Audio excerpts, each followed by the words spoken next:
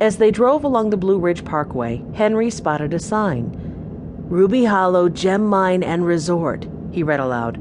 "Rock hounds welcome." "A gem mine?" 10-year-old Violet exclaimed. "That sounds great. Can we go there?" "It does sound interesting," said Grandfather. "We'll check it out."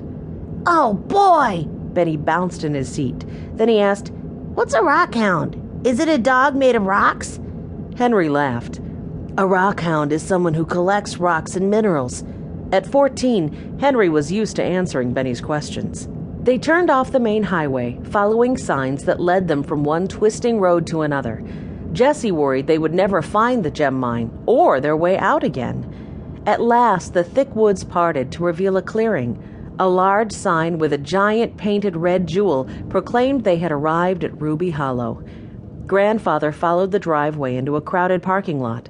They got out of the car and walked up a flower-lined path to a series of wooden buildings. At the main building, a man in a cowboy hat opened the entrance door and waved them inside. "Come on in," he said. "I'm Cecil Knight, the owner of Ruby Hollow. I hope you plan to stay, because we have lots to do here.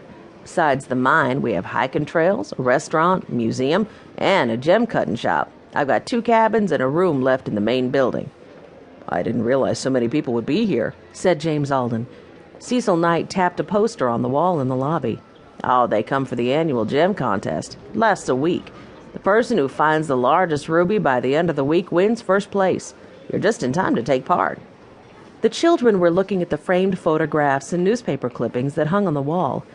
The pictures showed people holding red or blue stones. Some of the stones were pretty big. "What do you win in the contest?" asked Henry. "First place is a cash prize of $1,000, Mr. Knight replied. "Winners get their picture in the local paper, and our on-site jeweler will set the stone in the mounting of their choice. Solid gold, of course." Benny pointed to a photograph of a boy holding what looked like a big blue marble. "Violet, will you take a picture of me with my marbles?" he said. Mr. Knight chuckled. "That's not a marble, son. The boy in that photo was 12 years old, and he found a 1,497-carat sapphire worth $11,000. The children gasped. "Grandfather, can we stay?" Benny asked eagerly. He wanted to start digging for gems right away. "Well, I guess we'll need those cabins in that room," Grandfather told Mr. Knight. "The children will take the cabins. I'll stay in the main building. Come on back to my office." Mr. Knight led the way down a short hall. Knotty pine-paneled walls were crowded with more photographs, but these pictures were older, in black and white instead of color. While Grandfather registered, Benny studied a photo of 2 boys standing by a big wooden wheel.